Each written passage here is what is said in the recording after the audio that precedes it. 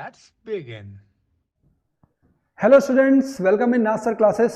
आई hope कि अभी हमारे चैनल पे जो रिवीजन वीडियोस आप लोगों के लिए आ रही हैं उन सब का आप लोग बहुत अच्छे से यूटिलाइजेशन कर रहे हो। एंड आई रियली विश कि आप सभी के जो मार्क्स हैं वो 90 से अबव आए। एंड फॉर दैट मैं मैथ्स और साइंस की रेगुलर वीडियोस लेकर के आ रहा हूँ। और अभी जो हम लोग चला रहे हैं वो है हमारा रिवीजन क्लासेस। और इसमें मैं कोशिश मेरी ये रहती है कि आधे घंटे में मैं आपको एक चैप्टर पूरा ब्रीफ कर दूं, उसके जो इंपॉर्टेंट पॉइंट्स हैं वो आपको समझा दूं, बता दूं, ताकि आपके जो मार्क्स हैं वो अच्छा आप स्कोर कर सकें। अगर आप भी कुछ हमारे चैनल को या फिर हमारी इस टीम को अगर आप अपनी तरफ से कुछ सपोर्ट करना चाहते हैं तो एक छोटा सा सपोर्ट है, वो ये कि आप हमारे चैनल को अपने दोस्तों तक, अपने फ्रेंड्स तक, जितने भी आपके जो एजुकेशनल ग्रुप्स हैं जहाँ पे बच्चे पढ़ना चाहते हैं, पढ़ने के लिए जुड़े हुए हैं, वहाँ पे आप हमारे चैनल को भेजिए। अपने दोस्तों को बोलिए कि उसको सब्सक्राइब करें। और यहाँ पे अगर कंटेंट अच्छा मिल रहा है तो ऑफकोर्स वो लोग फिर हमसे जुड़े हुए रहेंगे। ठीक है, तो आप इस जो रिवीजन सीरीज अभी हम लोग चला रहे हैं उसमें जो हमारा नेक्स्ट टॉपिक है, जो हमारा नेक्स्ट चैप्टर है, वो है हमारा कार्बन एंड इट्स कंपाउंड। क्या है? Carbon and its compound. Its compound. ठीक है, तो इसमें सबसे पहले हमको यह समझना है कि कार्बन क्या होता है। क्या होता है? कार्बन क्या है? तो देखो, कार्बन का जो एटॉमिक नंबर है, कार्बन का एटॉमिक नंबर कितना होता है? तो एटॉमिक नंबर होता है 6। आ रही है बात समझ में? अगर मैं बोलूं कि इसमें नंबर ऑफ इलेक्ट्रॉन्स कितने होते हैं, तो नंबर ऑफ इलेक्ट्रॉन्स भी कितने हैं? 6।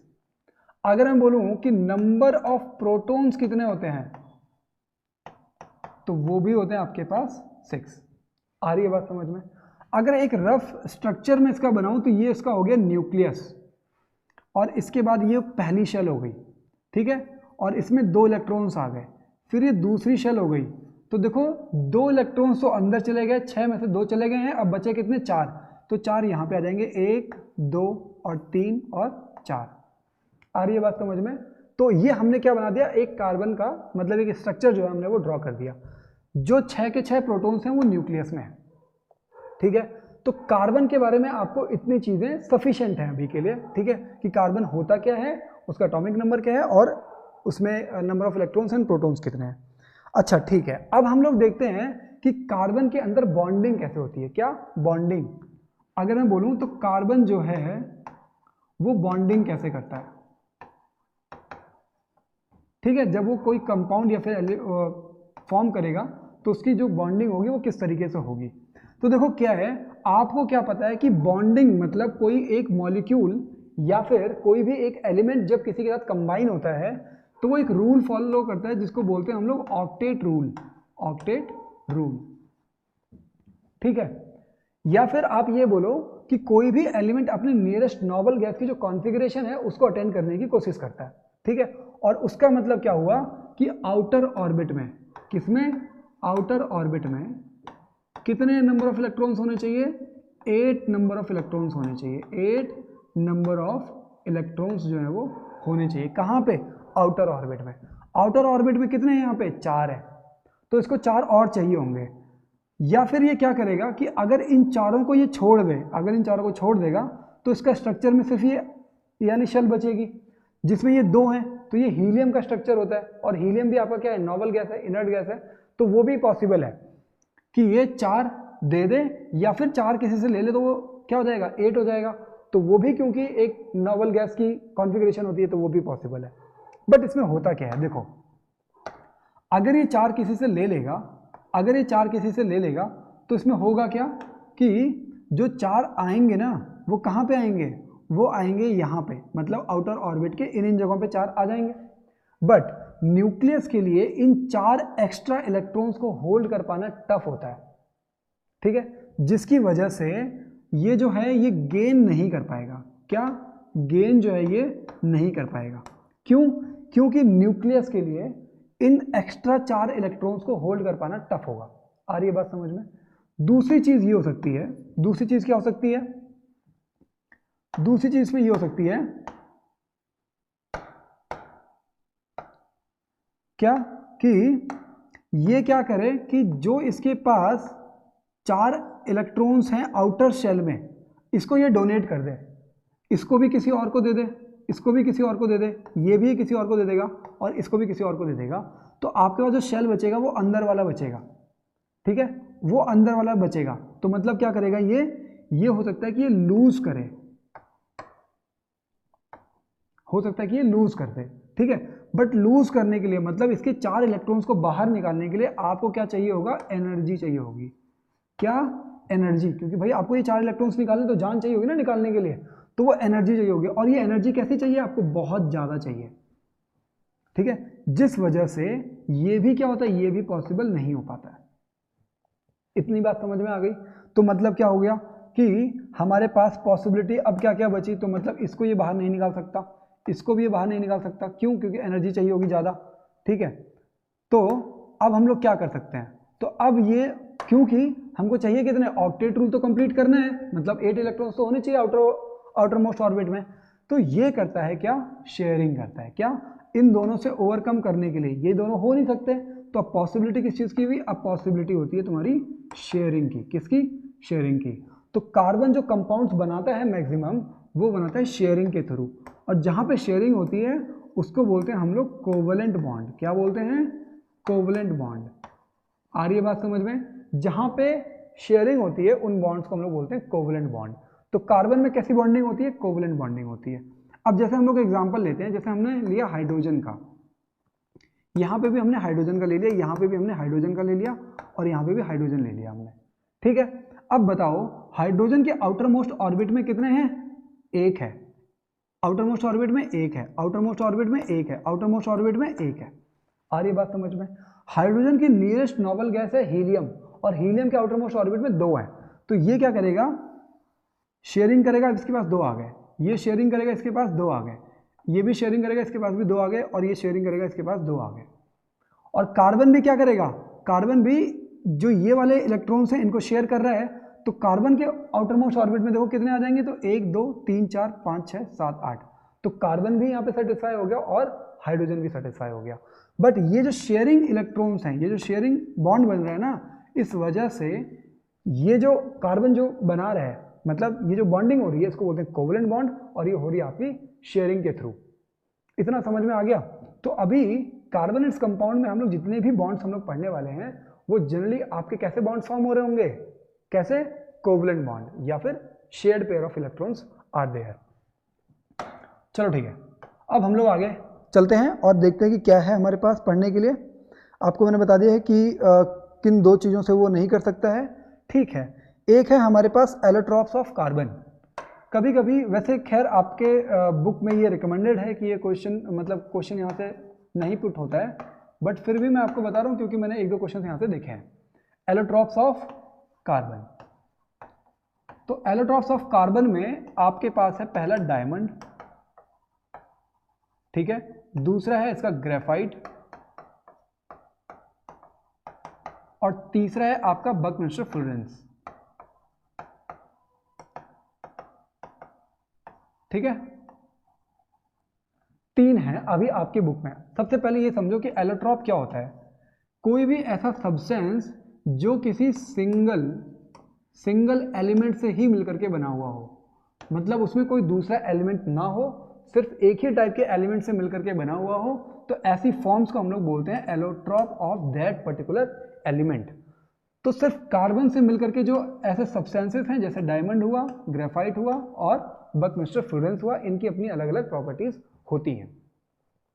Diamond is hardest substance on earth, ठीक है, अभी तक तो डायमंड सबसे हार्डेस्ट सब्सटेंस है। दूसरा कि इसमें जो एक कार्बन एटम होता है उसके 4 अलग अलग बॉन्डिंग से वो जुड़ा हुआ होता है, ठीक है। ग्रेफाइट जो होता है, ग्रेफाइट क्या हुआ कि ये भी कार्बन का ही है, मतलब इसमें सारे सारे कार्बन ही एटम्स होते हैं, बट यहाँ पे जो एक एटम है वो 3 अलग अलग कार्बन एटम्स के साथ फुल बॉन्ड बनाता है, और एक के साथ वो सिर्फ इफेक्टिव रहता है, ठीक है, एक बॉन्ड जो है वो इफेक्टिव रहता है। इस वजह से ये इलेक्ट्रिसिटी को कंडक्ट करता है। क्या करता है ये, इलेक्ट्रिसिटी को कंडक्ट करता है, जहां की कार्बन आपको पता है कि इलेक्ट्रिसिटी को कंडक्ट नहीं करता है, बट उसका जो एलोट्रॉप है ग्रेफाइट ये करता है। डायमंड इलेक्ट्रिसिटी को कंडक्ट नहीं करता, बट इसकी खासियत ये है कि हार्डेस्ट सब्सटेंस है।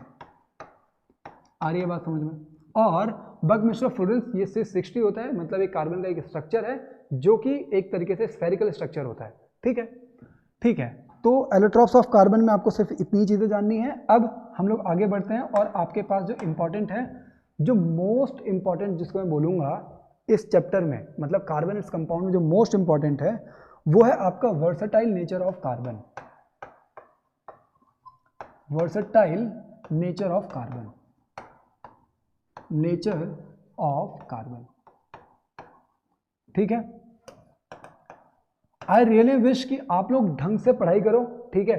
और अगर इन रिवीजन वीडियोस के बाद, सैंपल पेपर्स के बाद भी अगर आपको कोई डाउट हो तो ध्यान रखो, नाथ सर क्लासेस का ये जो नंबर है, आप लोग यहाँ पे व्हाट्सएप मैसेज के थ्रू, ठीक है, चाहे आप ग्रुप्स में जुड़ सकते हो, चाहे आप सजेशंस प्राप्त कर सकते हो, चाहे आप लोग कोई सैंपल पेपर चाहिए आपको वो डिमांड कर सकते हो, और अगर आपके पास कुछ पर्टिकुलर टॉपिक्स है जो आपको समझ में नहीं आ रहे हैं तो आप यहाँ पे मैसेज कर सकते हो, ठीक है, ठीक है। तो अभी जो हमारा है वो है हमारा वर्सेटाइल नेचर ऑफ कार्बन। तो वर्सेटाइल नेचर ऑफ कार्बन क्या हो गया वो हम लोग समझेंगे। देखो कार्बन की ना स्पेशली दो प्रॉपर्टीज होती हैं।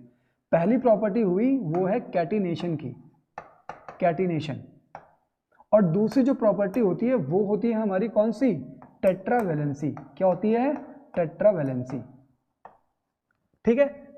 इसमें सबसे पहले हम लोग समझते हैं कैटिनेशन की प्रॉपर्टी क्या हुई। कैटिनेशन की प्रॉपर्टी का मतलब हुआ कि कार्बन जो है वो अपने और कार्बन भाइयों के साथ मिल करके बहुत ज़्यादा नंबर ऑफ कंपाउंड्स को फॉर्म कर सकता है, ठीक है। मतलब carbon can form different compounds by linking with other carbon atoms itself, ठीक है, and this property is known as catenation, ठीक है। और क्योंकि ये कार्बन की प्रॉपर्टी सबसे ज़्यादा होती है, अदर एलिमेंट्स भी ऐसे हैं जिनके अंदर ये प्रॉपर्टी होती है, जैसे सिलिकॉन हो गया, जर्मेनियम हो गया, but the thing is that कि ये प्रॉपर्टी सबसे ज़्यादा होती है किसके अंदर, कार्बन के अंदर, ठीक है। इस वजह से ये कुछ लाख क्या कार्बन कंपाउंड्स को फॉर्म कर सकता है। आ रही है बात समझ में? तो ये कैटिनेशन की प्रॉपर्टी होगी जो कि इंपॉर्टेंट हो गई। दूसरा है टेट्रावैलेंसी। टेट्रा का मतलब होता है टेट्रा, टेट्रा का मतलब होता है 4 और वैलेंसी का मतलब होता है वैलेंसी।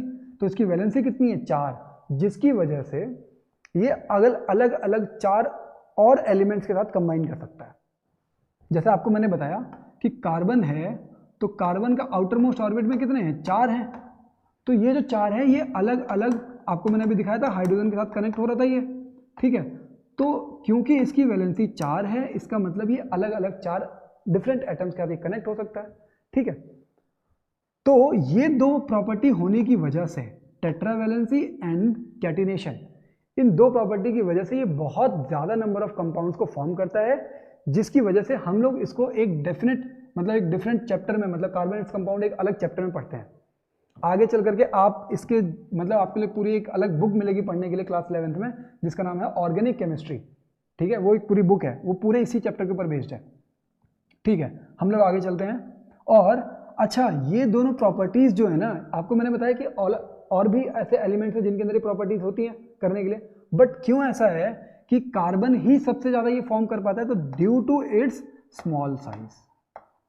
स्मॉल साइज, ये जो प्रॉपर्टी है ना स्मॉल साइज की, इसकी वजह से इन दोनों प्रॉपर्टीज पे 4 चांद लग जाते हैं, ठीक है। मतलब वो बहुत बढ़िया तरीके से उसको परफॉर्म कर पाता है, ठीक है। क्यों? क्योंकि उसका साइज जो है वो स्मॉल है, ठीक है। किसका? कार्बन का। अब उसकी वजह से होता क्या है, स्मॉल साइज का फायदा क्या हुआ, तो देखो जो न्यूक्लियस है ना, वो इसके सराउंडिंग के इलेक्ट्रॉन्स को कैप्चर करके रखेगा, पकड़ करके रखेगा। क्यों? क्योंकि उसका साइज छोटा है, इस वजह से। तो ये जो 3 चीजें हैं ये बहुत इंपॉर्टेंट हैं वर्सेटाइल नेचर ऑफ कार्बन के लिए, ठीक है। हम लोग चलते हैं आगे और हम लोग देखते हैं कि हमको और आगे क्या पढ़ना है, ठीक है। तो इसके बाद आपका है जो टॉपिक वो है सैचुरेटेड, क्या है, saturated and unsaturated, unsaturated carbon compounds, ठीक है। या फिर हम लोग सिर्फ सैचुरेटेड एंड अनसैचुरेटेड ही लिख रहा हूं मैं यहां पे। ध्यान ये रखना कि सैचुरेटेड का मतलब होता है सिंगल बॉन्ड वाले, सिंगल बॉन्ड। मतलब एग्जांपल के लिए, जैसे मैंने कि ये एक कार्बन कंपाउंड बनाया और आप देखोगे कि यहाँ पे सारे के सारे बॉन्ड जो हैं ये सिंगल बॉन्ड है, ठीक है। तो जो सिंगल वाले कार्बन कंपाउंड्स होंगे, सिंगल बॉन्ड वाले, उनको हम लोग बोलते हैं सैचुरेटेड। क्या बोलते हैं उनको? सैचुरेटेड। अच्छा, अनसैचुरेटेड किसको बोलेंगे? यहाँ पे 2 चीजें होती हैं, या फिर आपका होता है डबल बॉन्ड। क्या? Double bond. डबल बॉन्ड, और या फिर होता है आपका ट्रिपल बॉन्ड। क्या? Triple bond. ठीक है, तो जितने भी डबल बॉन्ड या फिर ट्रिपल बॉन्ड वाले मॉलिक्यूल्स होंगे या फिर कंपाउंड्स होंगे, वो होंगे आपके अनसैचुरेटेड। कौन से? हाइड्रोकार्बन्स, मतलब जो आपके कार्बन कंपाउंड्स होंगे। इसके लिए एक एग्जांपल लिख रहा हूं, जैसे कि जो डबल बॉन्ड वाला है, तो इसमें मैं एक एग्जांपल ले रहा हूं, ये वाला।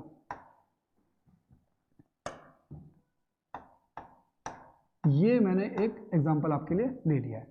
ठीक है, तो इसमें देखो क्या है कि अभी तो ये सारे के सारे सिंगल बॉन्ड है, बट मानो कि मैं यहां से आपके दो ये हटा करके यहां पे मैं क्या कर दे रहा हूं, यहां पे मैं डबल बॉन्ड बना दे रहा हूं। ठीक है, तो अभी देखो कार्बन की वैलेंसी तो कंप्लीट हो रही है ना, 1 2 3 4, 1 2 3 4, बट यहां पे एक डबल बॉन्ड आ गया है, जिसकी वजह से ये जो कंपाउंड फॉर्म हो रहा है, ये क्या हो जाएगा आपका? अनसैचुरेटेड हो जाएगा। क्या हो जाएगा? अनसैचुरेटेड हो जाएगा। ऐसे ही अगर मैं ट्रिपल बॉन्ड बनाऊं, तो ये है कार्बन।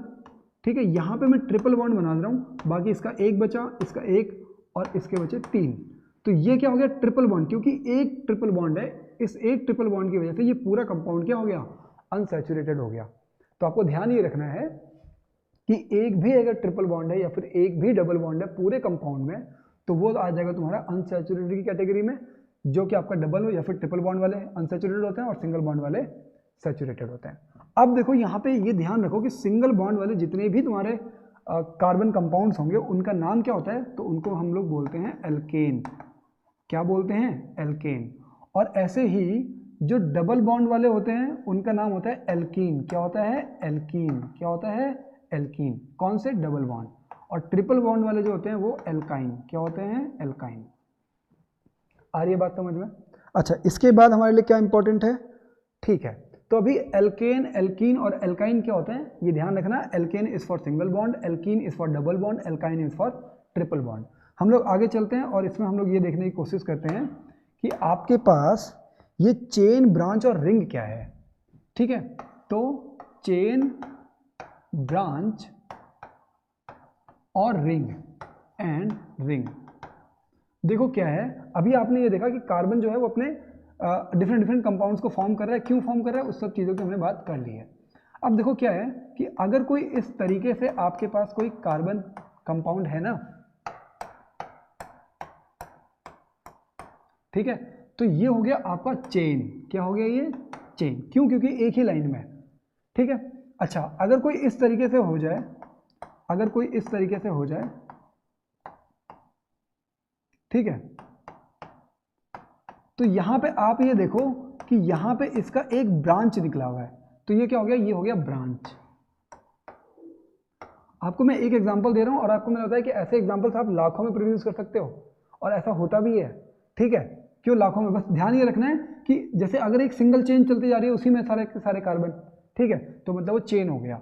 और अगर कोई भी, मतलब कोई एक नॉर्मल चेन चलती जा रही है और कोई एक दूसरा कार्बन किसी बीच में कहीं पे आकर के लिंक हो रखा है, तो ऐसे जो केमिकल कंपाउंड या कार्बन कंपाउंड्स होंगे, उनको हम लोग बोलेंगे ब्रांच्ड कार्बन कंपाउंड। ठीक है, और अगर कुछ इस तरीके से हो जाए,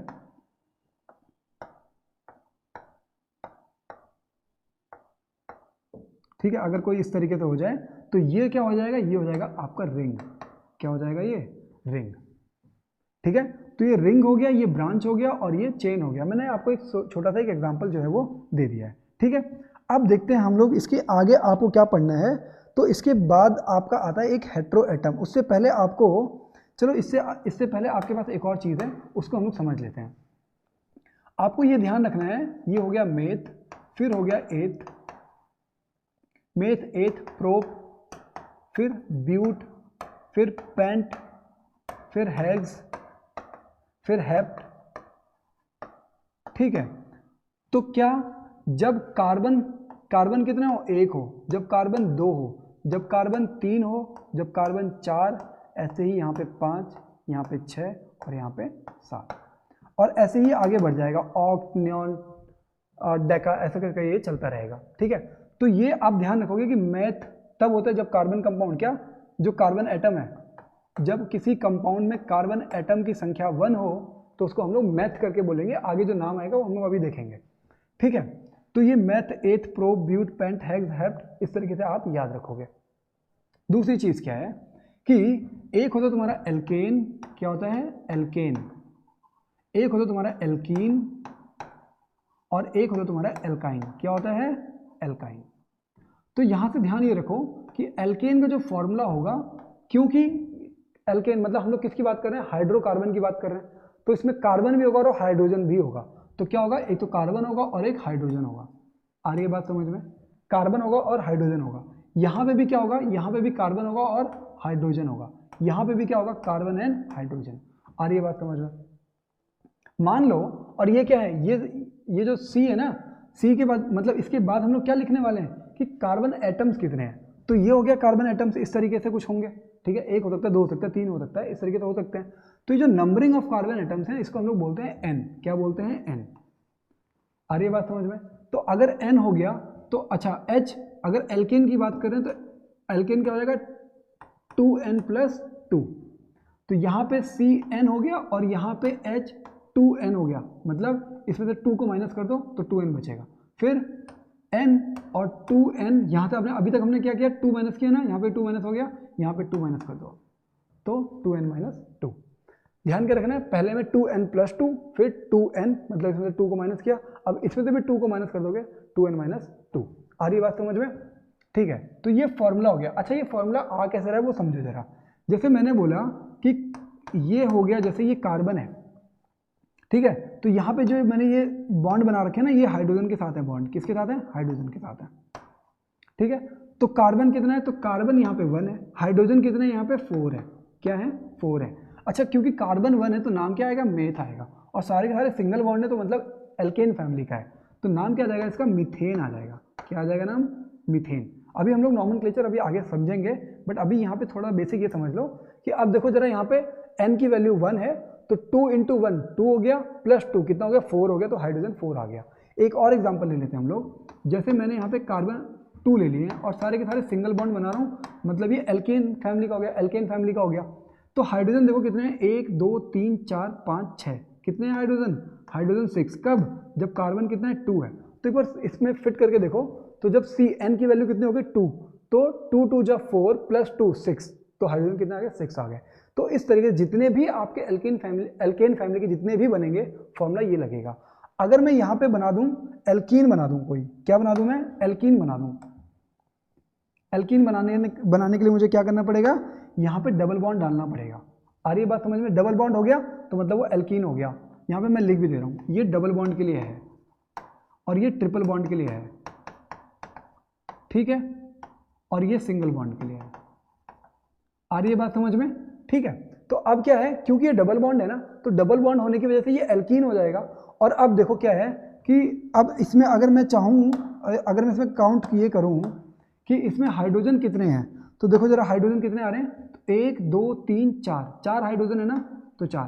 कार्बन कितने हैं, 1 2, 2 कार्बन है, ठीक है। अब इसको फिट करके देखो यहाँ पे, तो अगर मैं यहाँ पे n की वैल्यू 2 कर दूँ तो कार्बन 2 हो गया, और फिर 2 × 2 कितना हो गया, 4 हो गया, तो हाइड्रोजन कितने हैं, 4 है।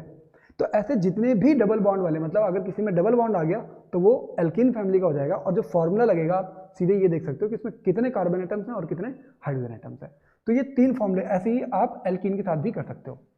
आ रही बात वहां पे समझ में, ठीक है। हम लोग आगे बढ़ते हैं, ठीक है। अच्छा एक और चीज कि एल्कीन फैमिली का सबसे पहला मेंबर कौन होता है, तो वो होता है तुम्हारा इथीन। क्या होता है, एल्कीन फैमिली का जो सबसे पहला मेंबर होता है वो होता है इथीन। अच्छा इसका जो होता है वो मीथेन होता है। क्या होता है, मीथेन। किसका, एल्केन फैमिली का पहला मेंबर। क्यों, क्योंकि यहाँ पे एक कार्बन एटम में सिंगल बॉन्ड फॉर्म हो जाएंगे, बट एल्कीन फैमिली, एल्कीन तब बनता है जब डबल बॉन्ड होता है 2 कार्बन एटम्स के बीच में, मतलब 2 कार्बन एटम्स आएंगे ना, तो 2 कार्बन एटम्स आने चाहिए, तो मतलब वो हो जाएगा इथीन हो जाएगा जो पहला मेंबर होगा। ऐसे ही एल्काइन का जो पहला मेंबर होगा वो इथाइन हो जाएगा। क्या हो जाएगा, इथाइन। यहां से आपके 1 नंबर के क्वेश्चन पूछे जाते हैं, इसलिए मैंने आपको बता दिया। आगे चलते हैं हम लोग कि आपके लिए नेक्स्ट आपके लिए इंपॉर्टेंट क्या है, तो वो है आपके पास फंक्शनल ग्रुप्स। क्या है, फंक्शनल ग्रुप्स, फंक्शनल ग्रुप, ठीक है। तो देखो फंक्शनल ग्रुप में आपको जो सबसे एक चीज याद रखनी है वो है हेट्रो एटम। क्या है, हेट्रो एटम। अच्छा हेट्रो एटम क्या होता है, ये वो एटम है जो क्या करेगा, जो कार्बन कंपाउंड से, क्या, कार्बन कंपाउंड से क्या करेगा, हाइड्रोजन को रिप्लेस करेगा, रिप्लेस हाइड्रोजन, और खुद क्या हो जाएगा, खुद अटैच हो जाएगा, अटैच इटसेल्फ। आ रही है बात समझ में? मतलब कार्बन कंपाउंड से एक हाइड्रोजन को रिप्लेस करके खुद अटैच हो जाएगा। तो ऐसा जो भी एटम्स होते हैं उसको बोलते हैं हम लोग हेट्रो एटम। क्या बोलते हैं? Hetero atom. और ये हेट्रो एटम कहाँ पे लगे होते हैं? तो कुछ सेट ऑफ मॉलिक्यूल्स के साथ लगे होते हैं, उनको बोलते हैं हम लोग फंक्शनल ग्रुप्स। क्या बोलते हैं? Functional groups. Functional group. ये जो फंक्शनल ग्रुप हैं ये किसी कार्बन कंपाउंड के साथ, मतलब किसी कार्बन कंपाउंड के साथ या कार्बन मॉलिक्यूल के साथ, मतलब हाइड्रोकार्बन के साथ अटैच होने के बाद क्या करते हैं, उसकी प्रॉपर्टीज को चेंज कर देते हैं। क्या करेंगे?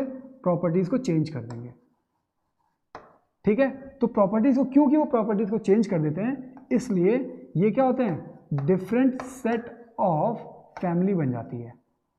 क्या बन जाती है? डिफरेंट सेट ऑफ फैमिली बन जाती है। जैसे आपके लिए एग्जांपल के लिए बताता हूं, जैसे यहाँ पे OH है। क्या है? OH। ऐसे ही COOH है, ऐसे ही CHO है, ऐसे ही CO है। ठीक है, तो ये है क्या आपके पास? Functional group different different. तो OH जो है ये अल्कोहल का है। किसका है? अल्कोहल। ठीक है, और ये किसका है? ये है कार्बोक्सिलिक एसिड का। COOH जो है ये कार्बोक्सिलिक एसिड का है। ऐसे ही जो CHO है ये एल्डिहाइड का है। किसका है? एल्डिहाइड का है। ठीक है, और CO जो है ये कीटोन का है। आ रही है बात समझ में? ठीक है, और ये हो गए, ये फंक्शनल ग्रुप हो गए। आपको ये पता लग गया, मैंने ये सारी चीज़ आपको अच्छे से एक्सप्लेन कर दी है।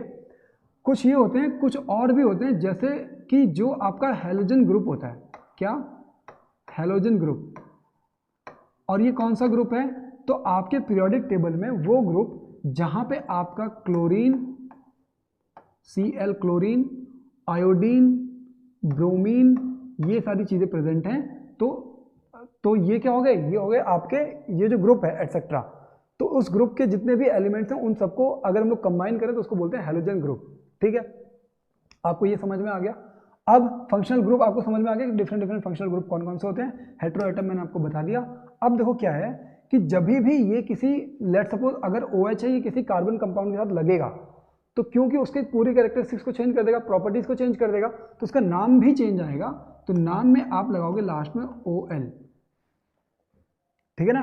और अगर कार्बोक्सिलिक एसिड अगर होगा तो यहां पे आप नाम में लगाओगे ओइक एसिड।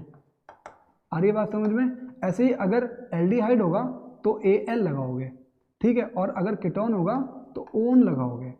ऐसे ये किस में लगाओगे? ये जो आप लगा रहे हो, ये लगा रहे हो आप सफिक्स। ये सारे क्या हैं? ये सारे आप लगा रहे हो सफिक्स। आ रही है बात समझ में? अच्छा, सफिक्स क्या होता है? तो किसी नाम के लास्ट में लगता है, और इसकी वजह से, जैसे क्लोरीन था तो इसके लिए, इसकी वजह से लगेगा क्लोरो। क्या लगेगा? क्लोरो। और आयोडीन है तो आयोडो, और अगर ब्रोमीन है तो ब्रोमो। ठीक है, और ये क्या होंगे? ये होंगे जो आपके क्लोरो, आयोडो, ब्रोमो, ये जो हैं ये आपके प्रीफिक्स हैं। क्या है? प्रीफिक्स, मतलब नाम के पहले लगने वाले हैं। इतनी चीजें समझ में आ गई? ठीक है, फंक्शनल ग्रुप में हमारे पास बस इतना ही था। आगे चलते हैं हम लोग। तो आपके पास जो है वो है आपका होमोलोगस सीरीज। क्या है?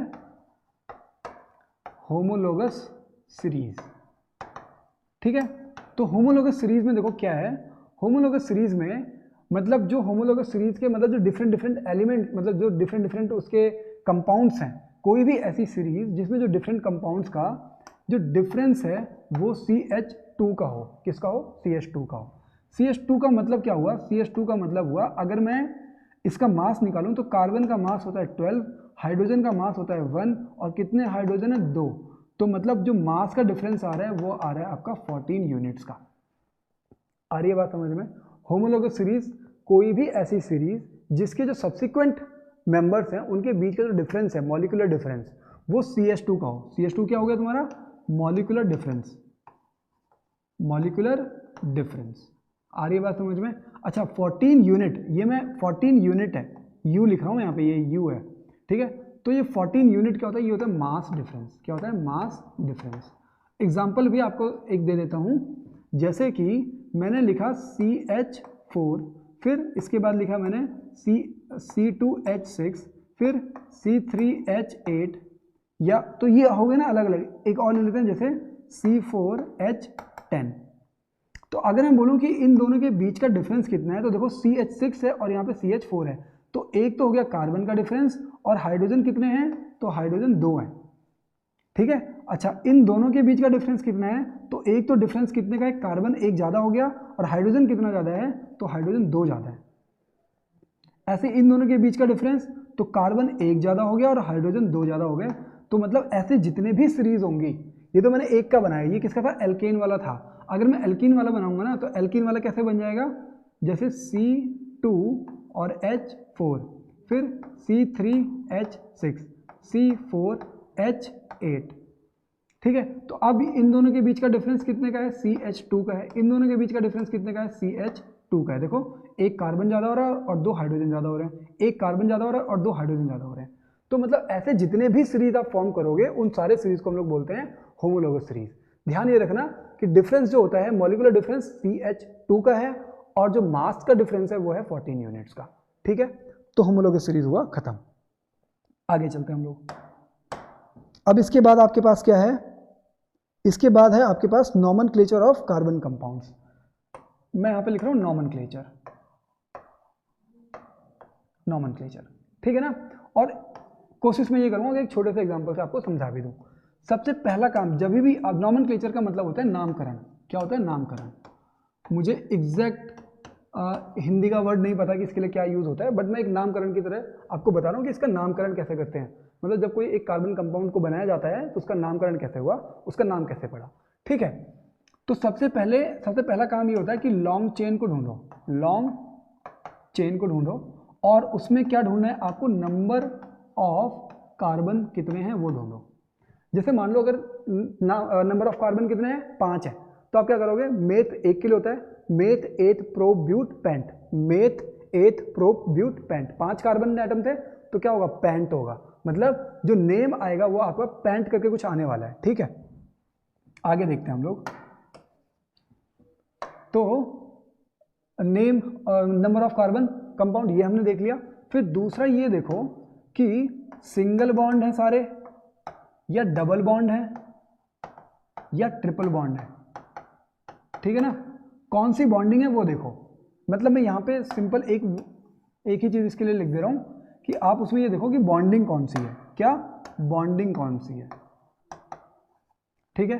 फिर तीसरा ये देखो कि फंक्शनल ग्रुप कौन सा है, फंक्शनल ग्रुप, ठीक है। और चौथा ये होता है कि फंक्शनल ग्रुप का अगर क्या लगना है, सफिक्स लगना है, अगर सफिक्स लगना है, और सफिक्स का जो भी सफिक्स लगना है, उसका जो पहला जो फर्स्ट लेटर है, अगर वो क्या हो, वॉवल हो, क्या हो, वॉवल, ठीक है। AEIOU इनमें से अगर कोई हो, तो आप क्या करोगे कि जो नेम का ई होगा, मतलब जो पहले का जो ई होगा, वॉवल होने के बाद जो नेम में ई आ रहा है, इसको रिप्लेस कर दोगे। क्या कर दोगे, इसको रिप्लेस कर दोगे by the suffix, replace by suffix. आ रही है बात समझ में, ठीक है। अभी एक एग्जांपल दूंगा, उससे समझ में आ जाएगा। तो इस तरीके से हम लोग इसमें करने वाले हैं। फंक्शनल ग्रुप हो गया, और आपको ये बॉन्डिंग मैंने बता दी कि ठीक है। और इसके बाद अगर डबल बॉन्ड था, अगर चलो मैं सिंगल बॉन्ड से स्टार्ट कर देता हूँ। अगर सिंगल बॉन्ड है, अगर तुम्हारा सिंगल बॉन्ड है, तब आपके नाम में आएगा एन। अगर डबल बॉन्ड है, तब नाम में आ जाएगा ईन। और अगर ट्रिपल बॉन्ड है, तो नाम में आ जाएगा आपका आइन, ठीक है ना। अच्छा, ये जो फंक्शनल ग्रुप थे, ये 2 हो सकते हैं, या फिर फंक्शनल ग्रुप की वजह से, मतलब जो फंक्शनल ग्रुप है, या फिर उसकी वजह से लगेगा प्रीफिक्स, और या फिर लगेगा आपका सफिक्स। अभी जब मैंने फंक्शनल ग्रुप के लिए बताया था, तो मैंने आपको बताया था कि जैसे क्रोमो, क्लोरो, ब्रोमो, आइडो, तो ये जो थे, इसका आपको लगता है प्रीफिक्स। ये जो क्लोरो मैंने बोला, ये प्रीफिक्स में है, आइडो मैंने बोला प्रीफिक्स में है, ब्रोमो प्रीफिक्स में है जब नेम करेंगे। और सफिक्स में जैसे ओल बोला मैंने, अल बोला मैंने, या फिर ओइक एसिड हो गया, या फिर ओन हो गया, तो ये सफिक्स वाले हो गए, ठीक है। अब हम लोग एक छोटा सा एग्जांपल ले लेते हैं। जैसे देखो क्या है, ये हैं आपके पास 4 हो गए कार्बन, ठीक है। इस तरीके से मैंने एक कार्बन कंपाउंड बता दिया, और जहाँ पे ये मैंने OH लिख दिया आगे, ठीक है ना। अब देखो क्या है, मेथ एथ प्रोप ब्यूट, तो क्या हो गया, ब्यूट हो गया, पहला नाम क्या आ गया, ब्यूट आ गया, ठीक है ना। फिर सारे के सारे सिंगल बॉन्ड है, सारे के सारे क्या है, सिंगल बॉन्ड, तो सिंगल बॉन्ड का मतलब एन आ गया, आ गई बात समझ में। तो ये आ गया बॉन्डिंग, आपने देख लिया सिंगल बॉन्ड है सारे, तो एन आ गया। अब फंक्शनल ग्रुप, तो फंक्शनल ग्रुप OH, और OH का मैंने क्या इसका बताया, अल्कोहल वाला, तो अल्कोहल में सफिक्स क्या लगता है, तो ए क्या लगता है, OL लगता है, क्या लगता है, OL, क्या लगता है, OL। अभी ये नाम नहीं हुआ है। अब इसके बाद ये देखो कि सफिक्स में जो फर्स्ट लेटर है वो वॉवल है कि नहीं है, तो मतलब O है तो O वॉवल है, तो इसका मतलब ये क्या करेगा, ये E को रिप्लेस कर देगा, इसमें से E को रिप्लेस कर देगा। तो मैं क्या करता हूँ, यहाँ से E को हटा देता हूँ, ठीक है, E को हटा दिया मैंने, और खुद वहाँ पे अटैच हो जाएगा, ठीक है।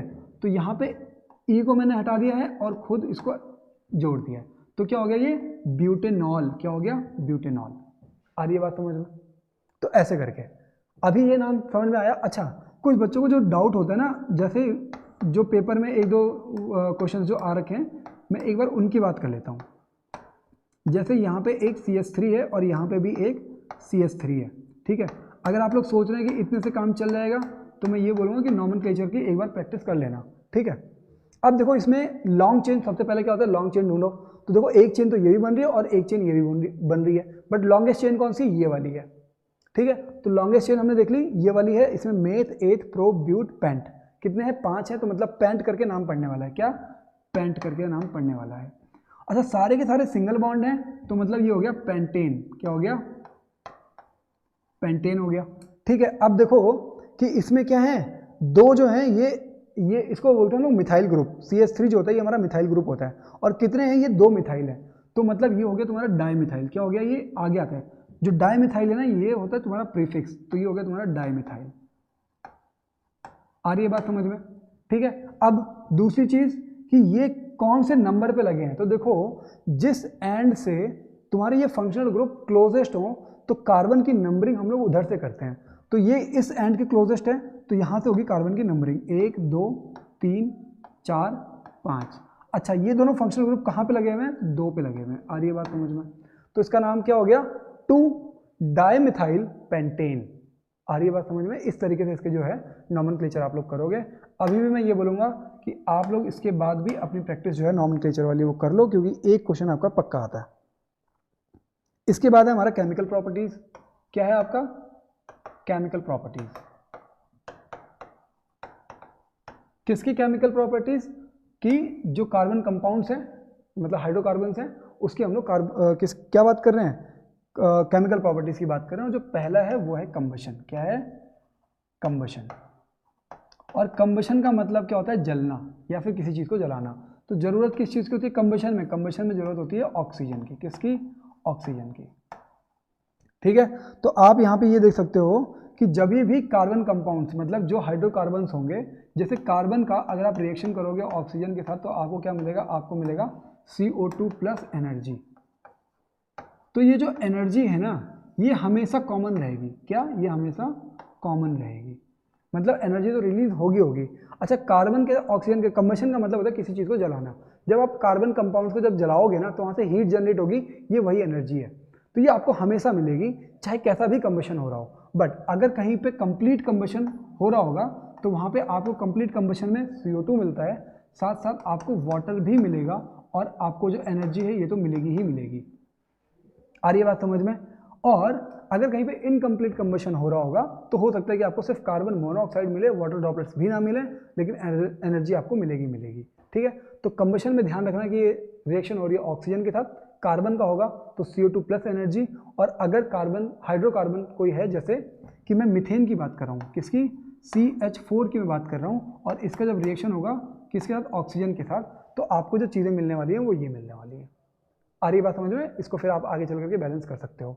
अगर मैं और चेंज कर दूं, जैसे C2H6 कर दूं और इसको ऑक्सीजन के साथ रिएक्शन कराऊंगा, तो आपको मिलेगा क्या, CO2 मिलेगा, वाटर मिलेगा, और साथ साथ एनर्जी मिल जाएगी।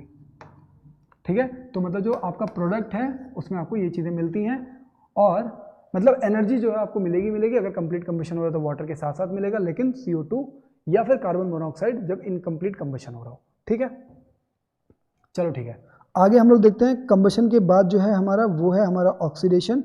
और ऑक्सीडेशन में आपको मैं यही बताऊंगा कि ऑक्सीडेशन मतलब एक तरीके से जैसे कंबशन में हुआ, तो कंबशन में क्या हुआ, ऑक्सीजन ऐड हो रहा है, ठीक है। तो ऑक्सीजन ऐड हो रहा है तो मतलब ये क्या, जैसे कार्बन जैसे CO2 जो है ये फॉर्म कर रहा है, ठीक है। तो ऑक्सीडेशन जैसे हो रहा है ऐसे ही तुम्हारा मतलब जैसे तुम्हारा कंबशन हो रहा है, कुछ कुछ सिमिलर आपका होगा ऑक्सीडेशन। बट कहाँ पे आपका चेंज होता है हमारे लिए वो इंपॉर्टेंट है। जैसे जहाँ पे चेंज होता है, जहाँ पे ऑक्सीजन के साथ चेंज हो जाएगा, ऑक्सीडेशन में जहाँ पे चेंजेस आएंगे, हम लोग सिर्फ उस पार्ट को देख लेते हैं। दूसरा है इसका ऑक्सीडेशन। क्या है, ऑक्सीडेशन। ऑक्सीडेशन में अगर आप जैसे कि मैं ले रहा हूँ यहाँ पे C2H5OH, ये क्या हो गया, इथेनॉल हो गया, ठीक है। अगर मैं इसका ऑक्सीडेशन कराऊंगा, ऑक्सीडेशन किससे होगा, पोटेशियम पर मैग्नेट, पोटेशियम पर मैग्नेट या फिर पोटेशियम डाइक्रोमेट, डाइक्रोमेट डाइल्यूट होता है ये, ठीक है।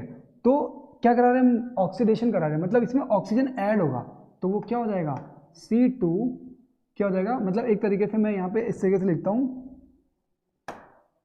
CH3COOH प्लस वाटर भी इसमें ले लो। बट ध्यान ये रखना कि यहाँ पे आपका इथेनॉइक एसिड की फॉर्मेशन होती है। कब, जब तुम्हारा इथेनॉल की रिएक्शन, मतलब इथेनॉल को जब आप रिएक्ट करते हो in the presence of potassium permanganate या फिर डाइल्यूट पोटेशियम डाइक्रोमेट के साथ, तब आपको इथेनॉल जो है वो इथेनॉइक एसिड में कन्वर्ट हो जाता है। इथेनॉल जो है वो इथेनॉइक एसिड में कन्वर्ट हो जाता है। इसके ऊपर बेस्ड कई बार क्वेश्चन उन्होंने पूछा हुआ है, ठीक है। कैसा पूछता है वो, इथेनॉल को कन्वर्ट करना है इथेनॉइक एसिड में, तो ये प्रोसेस कौन सी होगी, तो ये प्रोसेस होगी ऑक्सीडेशन की। ये पूछ लेगा किसकी प्रेजेंस में, तो या फिर पोटेशियम मैग्नेट या फिर पोटेशियम डाइक्रोमेट की प्रेजेंस में ये प्रोसेस जो है वो होती है, ठीक है। तो आपका ये ऑक्सीडेशन वाला प्रोसेस हो गया पूरा। इसके बाद एडिशन रिएक्शन, इसके बाद जो है वो है हमारा एडिशन रिएक्शन। क्या है, एडिशन रिएक्शन। अच्छा, एडिशन रिएक्शन कहीं मतलब किसमें हो सकता है, एडिशन रिएक्शन कहाँ पे होगा, जहाँ पे आप कुछ ऐड कर सकते हो। तो ऐड करने के लिए आपको देखो कि मैंने कार्बन के बीच में डबल बॉन्ड रख दिया है, और डबल बॉन्ड रखने के बाद इसकी मैंने जो बाकी रेस्ट बॉन्डिंग है वो कंप्लीट कर दी है। अब आप इसमें क्या करोगे, ऐड करना है, क्या करना है, एडिशन करना है। तो किसका, हाइड्रोजन का एडिशन करना है। तो अगर मैं इसमें हाइड्रोजन ऐड करूँगा तो ये क्या हो जाएगा, ये आपका इस तरीके से हो जाएगा। तो देखो यहाँ पे ये क्या था, डबल बॉन्ड था, और यहाँ पे सारे के सारे सिंगल बॉन्ड है। तो मतलब अगर आपको इथीन को किसमें, इथेन में कन्वर्ट करना हो, तो आप क्या करोगे, आप करोगे एडिशन। क्या करोगे, एडिशन। आ रही है बात समझ में। और इसके बाद है तुम्हारा सब्स्टिट्यूशन। क्या है, सब्स्टिट्यूशन।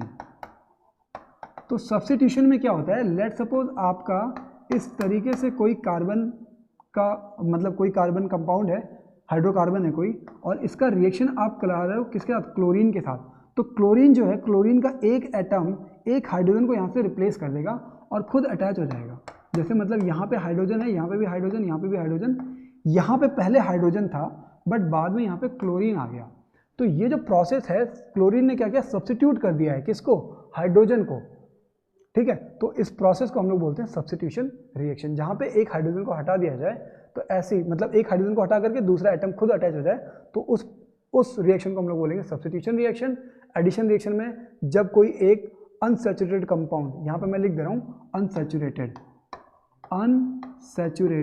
कंपाउंड को आप किस में कन्वर्ट कर रहे हो, सैचुरेटेड में कन्वर्ट कर रहे हो, तो ये जो प्रोसेस हुई, ये प्रोसेस है तुम्हारी एडिशन रिएक्शन। और सब्स्टिट्यूशन रिएक्शन क्या है वो मैंने आपको बता दिया। आगे चलते हैं हम लोग, नेक्स्ट देखते हैं हमारे पास क्या है। सब्स्टिट्यूशन रिएक्शन भी हो गई हमारे पास। अब हम लोग देखते हैं प्रॉपर्टीज ऑफ इथेनॉल। किसकी बात करनी है हमको, इथेनॉल की बात करनी है, इथेनॉल, ठीक है। तो हमको ये देखना है कि इथेनॉल की क्या क्या प्रॉपर्टीज हैं। तो अच्छा, सबसे पहले तो हम लोग इथेनॉल का फॉर्मूला देख लेते हैं क्या होता है। तो क्योंकि ईथ क्या है, एथ है, तो एथ मतलब हो गया C2 और फिर OH लगना है लास्ट में, तो C2H5OH। तो ये हो गया इसका मॉलिक्यूलर फॉर्मूला, किसका, इथेनॉल का। आगे क्या है इसका रिएक्शन, क्योंकि हम लोग इसकी प्रॉपर्टीज पढ़ रहे हैं, तो पहला जो इसका रिएक्शन है, हम लोग इसका रिएक्शन देखते हैं सोडियम के साथ। Reaction of ethanol with sodium, with sodium. अच्छा, सोडियम को हम लोग किससे रिप्रेजेंट करते हैं, तो Na से रिप्रेजेंट करते हैं। तो हम लोग सीधे सीधे इसको C2H5OH और इसकी रिएक्शन करानी है हमको सोडियम के साथ, तो हमारे पास मिलेगा क्या, तो देखो इसको हम लोग बोलते हैं सोडियम इथॉक्साइड। क्या बोलते हैं इसको, सोडियम, मतलब देखो ये जो सोडियम है ना, ये इस हाइड्रोजन को रिप्लेस करेगा बस। तो C2H5O यहाँ पे लग जाएगा आपका Na। आ रही है बात समझ में। तो सोडियम ने सिर्फ एक हाइड्रोजन को रिप्लेस किया। आप अच्छा, रिएक्शन कौन सी हुई है, सब्स्टिट्यूशन रिएक्शन हुई। क्यों, क्योंकि सोडियम यहाँ पे अटैच हो गया, ठीक है। तो ये हुई सब्स्टिट्यूशन रिएक्शन। अच्छा, इसका नाम क्या है, तो इसका नाम है सोडियम क्या है फिर, क्योंकि ये इथेनॉल था पहले, तो ये हो गया इथॉक्साइड। बीच में क्या है, ऑक्साइड है, तो ये हो गया तुम्हारा इथॉक्साइड। आ रही है बात समझ में। तो इस सोडियम इथॉक्साइड की फॉर्मेशन कब हो जाएगी, जब तुम्हारा इथेनॉल जो है वो सोडियम के साथ रिएक्ट करेगा, ठीक है।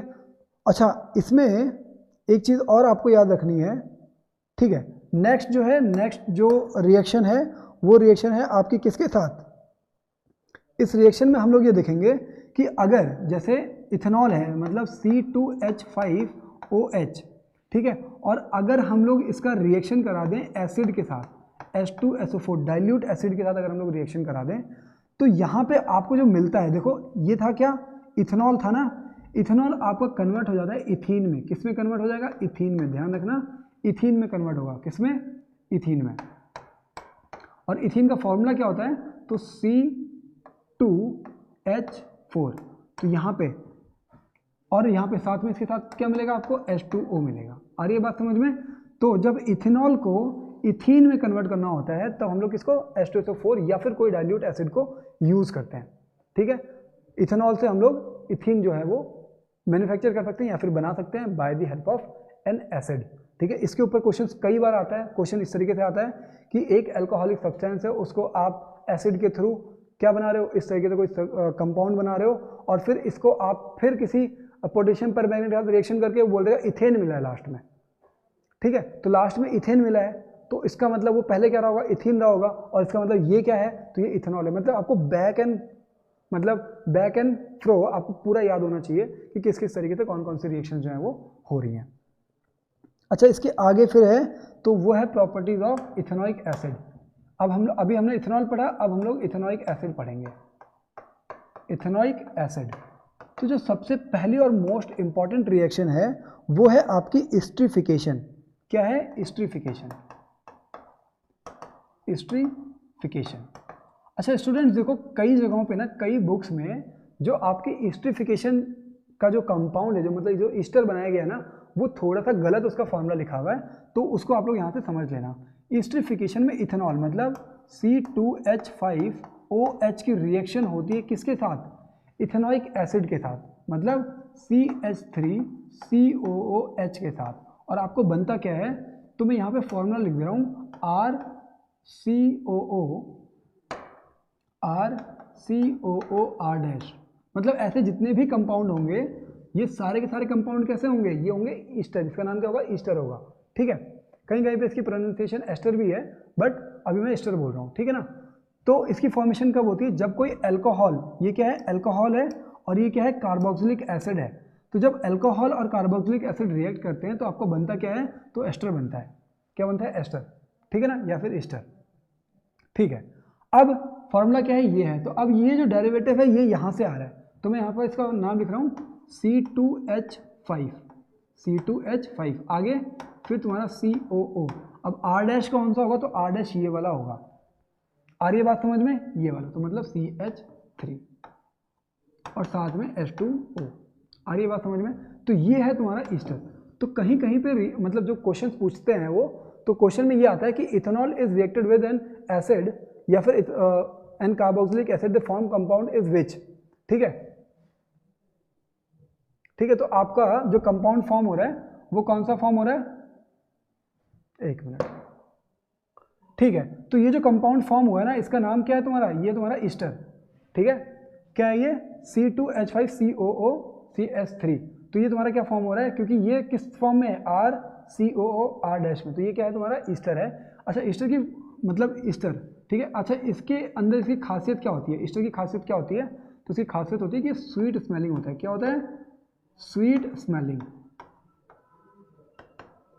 मतलब आपको पेंजेंट स्मेल आती है। मतलब कई सारे ऐसे परफ्यूम्स हैं जिसमें जो कंपाउंड यूज होता है वो तुम्हारा ईस्टर होता है। आ रही है बात समझ में? Sweet smelling. ठीक है, आगे जो है हमारा वो क्या है, नेक्स्ट टॉपिक, नेक्स्ट जो है रिएक्शन विद बेस। अगर हम लोग इसका रिएक्शन विद बेस कराएं, मतलब किसका, CH3COOH, इथेनॉइक एसिड। अच्छा, इथेनॉइक एसिड पहले देख लो होता क्या है, तो ये होता है तुम्हारा CH3COOH, ये होता है तुम्हारा इथेनॉइक एसिड। ठीक है, अगर मैं इथेनॉइक एसिड की रिएक्शन किसी बेस के साथ कराऊं, CH3COOH दिख रहा है ये, थोड़ा सा इसको हम लोग जूम कर लेते हैं। हाँ, ठीक है। तो अगर मैं इथेनॉइक एसिड CH3COOH की रिएक्शन कराऊंगा किसी बेस के साथ, तो बेस हो गया आपका NaOH। आगे आपको मिलेगा क्या, तो देखो दोबारा वही होगा कि ये जो सोडियम है ना, इस हाइड्रोजन को रिप्लेस कर देगा। तो आपको मिलेगा क्या, देखो ये हो रहा है तुम्हारा CH3COO, यहाँ पे H की जगह पे Na मिलेगा प्लस H2O मिलेगा आपको। आ रही है बात समझ में? अच्छा, इसका नाम क्या होता है, तो इसका नाम है तुम्हारा सोडियम इथेनोएट। क्या है? Sodium ethanoate, sodium ethanoate. आ रही है बात समझ में? तो यहाँ पे सोडियम इथेनोएट फॉर्म हो रहा है, वहां पे सोडियम इथॉक्साइड फॉर्म हुआ था। कब? जब हमने इथेनॉल के साथ रिएक्शन कराई थी सोडियम की। ठीक है, अब आगे देखते हैं हम लोग, आगे हमारा नेक्स्ट पॉइंट क्या है।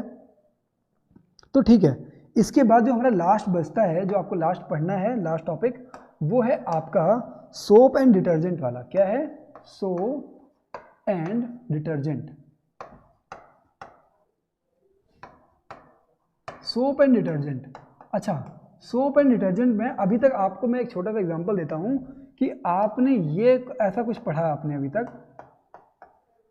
ठीक है, ऐसा अभी तक आपने कुछ पढ़ा। तो मतलब क्या है कि सोप एंड डिटर्जेंट के जो मॉलिक्यूल्स होते हैं वो कुछ इस फॉर्म में होते हैं। ठीक है, इस फॉर्म में सोप एंड डिटर्जेंट के जो मॉलिक्यूल्स होते हैं वो कुछ इस फॉर्म में होते हैं। इसमें एक एंड जो होता है वो होता है तुम्हारा हाइड्रोफिलिक, और एक एंड होता है तुम्हारा हाइड्रोफोबिक। क्या होता है? एक एंड हाइड्रोफिलिक एंड एक एंड होता है तुम्हारा हाइड्रोफोबिक। तो मतलब एक आपको मिला हाइड्रोफिलिक एंड, ठीक है, और एक हुआ आपका हाइड्रोफोबिक एंड। हाइड्रोफोबिक एंड मतलब जब आपने सोप एंड डिटर्जेंट जब यूज किया हुआ है तो आपने देखा वहां पे झाग बनते हैं, बबल्स बनते हैं ना। तो जो बबल्स बनते हैं वो मान लेते हैं एक सरफेस के ऊपर बबल इस तरीके से है, कोई बबल जो है एक सरफेस पे वो इस तरीके से है। तो सरफेस के नीचे में क्या है, तो नीचे में वाटर है, नीचे में क्या है, पानी है। ठीक है, तो ये बबल कैसे बना होगा, ये बबल इस तरीके से बना होगा कि कोई भी जो कंपाउंड रहा होगा उसका एक एंड होगा जो कि वाटर लविंग होगा, तो वाटर के साथ चिपका हुआ है। एक होगा जो कि वाटर रिपेलिंग होगा, तो वाटर को रिपेल करेगा, वो इधर होगा। आ रही है बात समझ में? तो ऐसा, तो हाइड्रोफिलिक इज फॉर क्या, वाटर लविंग, वाटर लविंग, और हाइड्रोफोबिक इज फॉर वाटर, मतलब जिसको क्या करते हैं, जो वाटर, मतलब हाइड्रोफोबिक मतलब जो वाटर से अवे जाए। एक एंड होता है जो वाटर से अवे जाता है, वाटर अवे लिख दे रहा हूं मैं यहाँ पे, ठीक है ना। तो मतलब क्या है वो, लेट सपोज ये कोई एक क्या है आपका सोप का या फिर डिटर्जेंट या फिर ऐसा कुछ है, ठीक है। तो उसका एक एंड मतलब जो उसके मॉलिक्यूल्स हैं, मतलब उसके अंदर जो कार्बन कंपाउंड्स यूज हुए हैं, तो उसके दो एंड है, मतलब जैसे कोई भी चीज़ होगी इसके दो एंड होते हैं, ठीक है। तो ये इसका दूसरा, ये एक एंड इसका ये हो गया, ये वाला एंड, और एक एंड इसका ये हो गया। तो ये वाला एंड जो है ये हो सकता है कि हाइड्रोफिलिक हो, जहाँ पे एल हो, जिस नाम में एल होगा वो है लविंग वाला, एल फॉर लविंग। तो ये जो हाइड्रोफिलिक एंड है ये वाटर लविंग एंड है, और जो हाइड्रोफोबिक एंड है ये वाटर से अवे रहता है। तो इस तरीके से ये कोई एक कार्बन कंपाउंड का, मतलब कोई कार्बन कंपाउंड हो गया जो कि सोप या फिर डिटर्जेंट में है, ठीक है, जिसकी वजह से, क्योंकि एक लविंग होता है और एक फोबिक होता है, मतलब अवे जाता है, उसकी वजह से जो बबल्स की फॉर्मेशन होती है वो होती है। अब क्या हुआ, लेट सपोज कोई एक डर्ट है, तो इस डर्ट पे तुम्हारा क्या होगा, ये जो सोडियम वाला पार्ट है ना, सोडियम वाला पार्ट वो जा करके, मतलब जैसे यहाँ से इस तरीके से कुछ चेन होगी, सोडियम ऐसा करके होगा लगा हुआ, और सोडियम जो होगा उस डर्ट पे जाकर के चिपक जाएगा, और जो दूसरा एंड है वो तुम्हारा क्या रहेगा, वाटर की तरफ रहेगा। अब क्या होगा कि ये सोडियम इस डर्ट को अपने साथ लेकर के बाहर निकल जाएगा।